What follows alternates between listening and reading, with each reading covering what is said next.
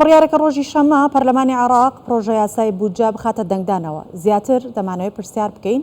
و سەبارەت بەم بابەتە گفتوگۆ بکەین. میوانمان دکتۆر سەباح سوبحی ئەندامی پەرلەمانی عێراقە کە وەڵامدەری پرسیارەکانمانە بێت. بەخێر هاتی دکتۆر. سپاس دەکەین. سەرۆکی پەرلەمان گوتوێتی کە ئێوارەی ئەمڕۆ لیژنەی دارایی دەیەوێت راپۆرتی خۆی بداتە سەرۆکایەتی پەرلەمان. ئایا هیچ ڕێکەوتنێک کراوە سەبارەت بەوەی کە ڕۆژی شەمە دەنگدان بە پرۆژە یاسای بودجە تەواو ببێت وەکەوەی کە سەرۆکی پەرلەمان باسی دەکات؟ سڵاو لە جەنابەت سۆڤان خانم و گشت بینەرانی کوردستان وزار. بەڕاستی ئەو بابەتێکی زۆر معقەدە. دەکرێت بڵێن ینی یاسای موازنە بۆ ئەم ساڵ کە 3 ساڵیە با بڵێن معقەدترین یاسایە لە مێژووی عێراقدا. تاکو ئێستا هیچ یاسایەک نەبووە ها بۆ ماوەی 3 ساڵ موازنە ئیقرار بکرێت بەو بودجە زەبەلاحە کە هەیە. ئەمە تعبیر لەوە دەکات کە شتەکە ئاسان نییە، ینی ئەگەر حتا ئیقرارش بکرێت یعنی پێویستی بە تەنفیزێکی محکەم هەیە. ئەجا بۆ ئەو مەبەستە من تەسەوڕ دەکەم هێشتا مناقشاتەکان مایە لەبەرەوەی لیژنەی مالی تاکو ئێستا تاکو ئەم دەقەیە کۆبوونەوە دەکەن لەسەر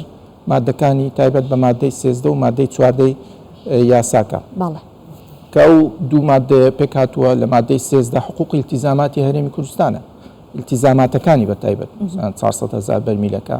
کە دەبێت تەسلیم بکرێ یاخود لەگەڵ سۆمۆ بە تەنسیق دەبێت ئەم 400,000 بفرۆشرێت لەگەڵ التیزاماتی ئەو حیسابی ختامی لە 2004 تا 2024 ئەو حیسابە ساڵ بکرێت لەگەڵ هەرێمی کوردستان بە شێوازێک لە شێوازەکان کە بە شێوازی ئەقساط بدرێت. ئیتر لەگەڵ ئەوەش مادەی 14 کە پێک هاتووە لە هەژماری بانقی کە ئەو هەژماری کە دادەندرێن ناوی کە ئەم ئیراداتە نەفتیانە و هەروەها طبعا لە مادەی 13 ئیراداتی ئەومان هەیە لا نەفتی کە گومرگەکانە ئەوانش حیساباتی بۆ کراوە کەواتە دوو مادەی سەرەکیە بۆ هەرێمی کوردستان دەبێت اعتیمادی لەسەر بکرێت. خۆشبەختانە مادەی 12 تاو بۆ کۆتایی پێ هاتووە، ئەوش تحدیدی حەسەی هەرێمی کوردستانی تێدا. دواتر دەین لەسەر مادەی 12 و 13 و 14 چکە لە 13 هەندێک ناڕوونی هەیە هێشتا مالایقل باس لەوە ئەکەین. بەڵام با ئێستا بزانین سەرۆکی حکوومەت لە کۆبوونەوەکەی ئەنجومەنی وەزیران جەختی لەوە کردەوە کە هیچ گۆڕانکاریەک نابێت بکرێت لە پشکی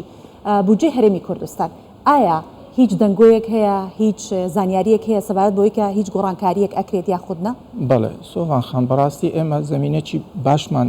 ئامادە کرد تەوان بەسای جەنابی سەرۆکی حکوومەت کە ئەو زمینەیە ساز کرا لە بۆ ئەوەی کە ئێمە دەستکاری نەکەینیت لەمە پاش هەستەی هەرێمی کوردستان سابت بێ. ئەمە یەک لەبەرەوەی هەموو مبەرراتەکانیان لەدەستدایە، هیچ مبەرراتێک نەماوە بۆ ئەوەی ئەوانە بڵێن نابێ هەستەی هەرێمی کوردستان بۆ شێوازێ بێ. لەبەر ئەمە بە تایبەت مەلەفی نەوتی حەسم بوو ئیتیفاقێکی موقت هەیە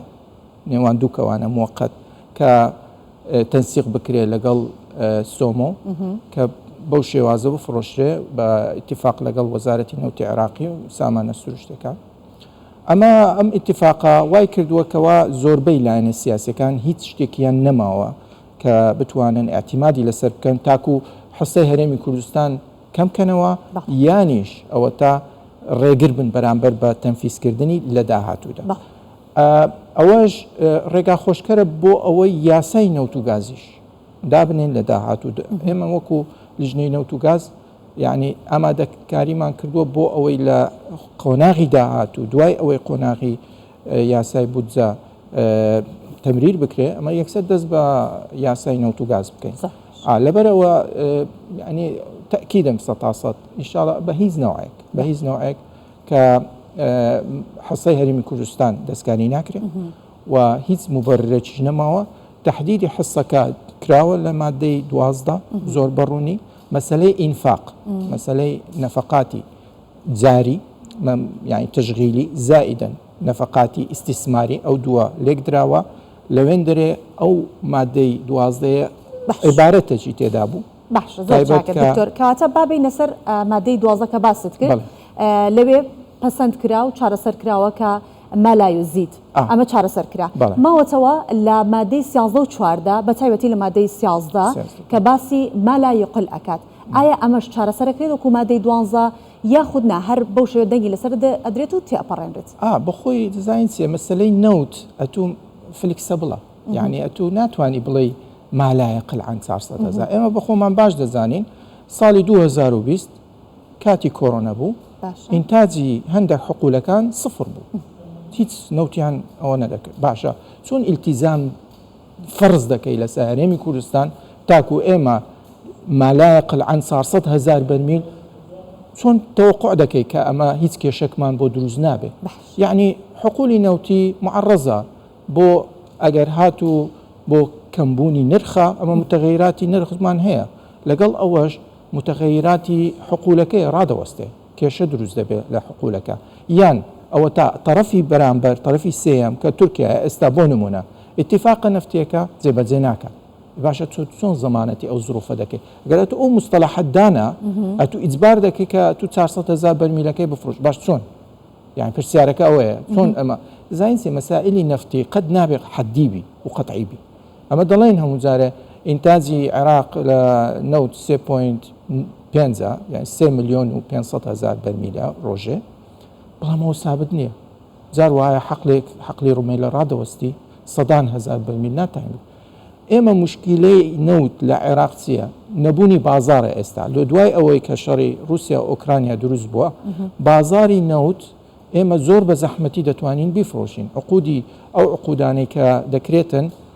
یعنی زیاتر ئۆروپیە بێت ئەو پارێزگانی کە داهاتی نەوتیان هەیە ئەوان پشکەکانیان بە شێوەیەگە بێت ئەوانە علاقی بزانە ئێمە دوو بابەتمانەوە دەبێت جیاب بکەینەوە ئێمە وەکو هەرێمی کوردستان هەرێمێکی فدرالینە حقوق و ئیلتیزاماتی خۆمانە بە پێی دەستور ئەو حقوق مالیانە فەرقە لەگەڵ حقوقی مالی محافظات لامەرکزی ئیداریە ڕەبتی موازنەی عامە موازنەی عێراق وەچی باسی موازنەی عێراق مەسەلەن ئێمە فقرەکمان هەیە تایبەتە بە تەنمیە ئەقالیم تەنمیە ئەقالیم بابەتەکە علاقەی بە پارێزگاکەیە کە چۆن دەتوانین ینی شتی خزمەتگوزاری ئیزافە بکەی مەشارێعی دیکە بەڵام یەک شتی دیکەمانەیە پترۆ دۆلارمان هەیە یعنی هەندێک محافظات هەیە دەبینی بەسرە بۆ نمونە یعنی سێ چارەجی ئینتاجی نەفتی لە بەسڕەیە ئەوان دەبێت خصوصیەتیان پێشتر لە کەرکووک پترۆ دۆلار هەبوو بەڵام ئێستا وا دەمانەوێت یعنی لەو یاسایە جێ بکەینەوە جێش کراوەتەوە بۆی یەک خاڵی زۆر گرنگ هەیە ئەمە لەبەروی دەڵێم قۆناغی داهاتوومان دەبێت یاسای نەوت و گاز بێت لەبەرەوەی یاسای نەوت و گاز ئەو شتە حەسم دەکات بە تەواوەتی پێویست ناکە ئەمە ئیتر لەمە پاش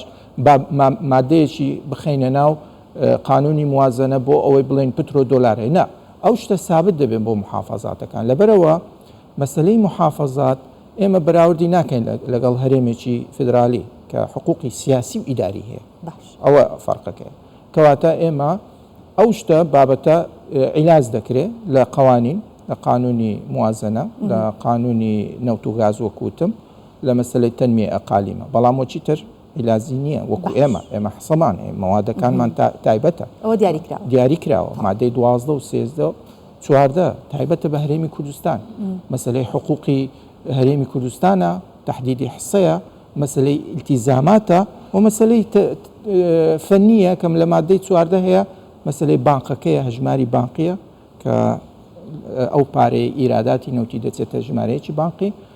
دیوانی ڕقابەی مالی ئیشرافی لەسەر دەکات تا دەگاتە ئەو مستەوایەکە ئێمە زۆر سپاس دەکەین دکتۆر سەباح سوبحی ئەندامی پەرلەمانی عێراق میوان بووی لەگەڵمان و وەڵامدەری سپاس بۆ ئێوەش سەرچاو